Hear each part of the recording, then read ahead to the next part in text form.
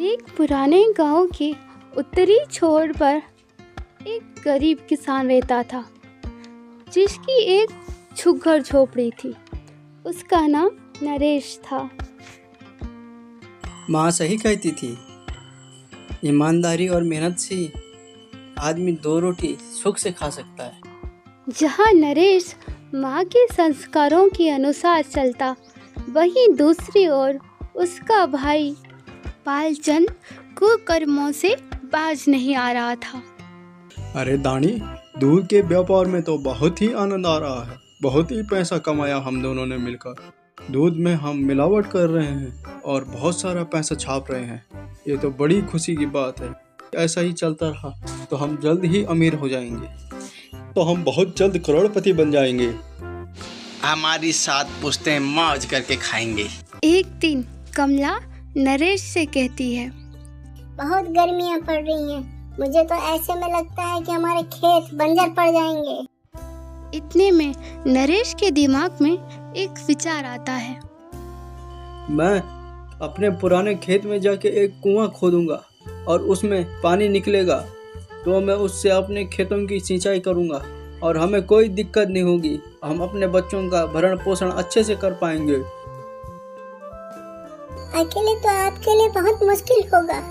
ऐसे में कैसे? ना हमारे पास मजदूरों को देने के लिए पैसे हैं और ना ही कुछ। आप कैसे कह रहे हैं अकेले खोद दूंगा? गांव में पानी का अकाल पड़ने वाला है, पर तुम चिंता मत करो मेरी जान। मैं हूं तो सही। मैं दिन रात एक करके कुआं खोदूंगा। तुम चिंता मत करो और हमें कोई दिक्कत नहीं होगी। हम अपने बच्चों का भरण पोषण अच्छे से कर पाएंगे। उसके अगले दिन से नरेश ने कुआं खोदने का काम शुरू कर दिया था। तभी चंदू चाचा वहां से गुजर रहे थे। अरे बेटा नरेश, तुम कड़कड़ाती धूप में यहाँ क्या कर रहे हो? इस तपती धूप में तो आदमी का पूरा बदन जल रहा है। अरे काका, आपको तो पता ही है गर्मियाँ कितनी पड़ रही हैं। इसलिए मैंने अपने खेत में कुआं खोदने का सोचा ताकि मैं अपनी फसल को बचा सकूं। कड़ाके की धूप में लगातार काम करने के कारण नरेश की तबीयत बिगड़ने लगती है और नरेश चक्कर खाकर नीचे गिर जाता है। तभी नरेश की पत्नी कमला खेतों में पहुंच जाती है। अजी उठिए, आपको क्या हो गया? आप यहाँ पे? अरे उठिए ना, आपके लिए मैं खाना लाई हूँ। नरेश की सांसें बहुत धीमी हो जाती है। नरेश आंखें खोलता है। अरे कोई बात नहीं भाग्यवान, मैं तब तक दम नहीं लूंगा जब तक मैं कुआं न खोद दूं। इतना कहते ही नरेश की सांसें थम जाती है। कमला की चीख आसमान में गूंज जाती है। नरेश की चिता की राख अभी तक ठंडी भी नहीं हुई थी और कमला की आंखों से आंसू थमने का नाम ही नहीं ले रहे थे। उस घर में वो आवाजें नहीं गूंजती थी जो नरेश के होने का एहसास कराती थी। मैं आपकी अधूरी इच्छा पूरी करूंगी और मैं वो कुआं पूरा खोदूंगी, जिससे हमारा बच्चा चिंटू भूखा ना मरे। कमला अधूरे कुएं को खोदने का संकल्प लेकर खेत की ओर निकल पड़ती है। कमला लगातार कुएं की खुदाई करने लग जाती है। दिन बीतते गए और एक दिन कमला ने पूरा कुआं खोद दिया और कुएं से पानी निकल आता है। कमला की मेहनत रंग ले आई और कमला ने आखिरकार अपना संकल्प पूरा कर दिया था और अपने पति नरेश की आखिरी इच्छा को भी पूरा कर दिया।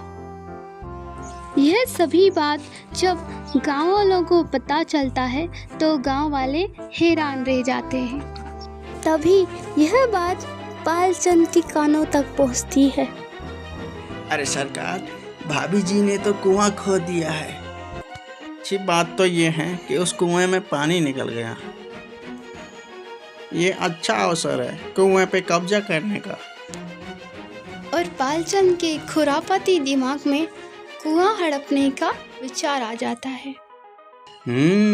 अच्छा, भाभी जी ने कुआं खोद दिया है। अब कुछ ना कुछ तिगड़म लगानी पड़ेगी और उस कुएं को कब्जे में लेना पड़ेगा। क्यों, क्या बोलते हो? भाभी जी नमस्ते, मैं आ गया। जरा कुछ ज़रूरी काम की बात करनी थी आपसे। जिस खेत में कुआं आपने बनाया है वो खेत मेरा है। कुछ समय पहले मैंने भैया को खेती में वो ज़मीन दे दी थी। कमला पढ़ी लिखी नहीं थी, जिससे बालचंद सरासर झूठ बोलने लगता है। अरे नहीं नहीं देवर जी, ऐसा नहीं है। वो जमीन तो हमारी है, ऐसा कैसे हो सकता है? कमला की लाख समझाने के बाद भी बालचंद बिल्कुल नहीं मानता। मुझे सरपंच के पास जाना पड़ेगा और पता करना पड़ेगा जमीन किसकी। और कमला सरपंच के पास जाने का फैसला लेती है।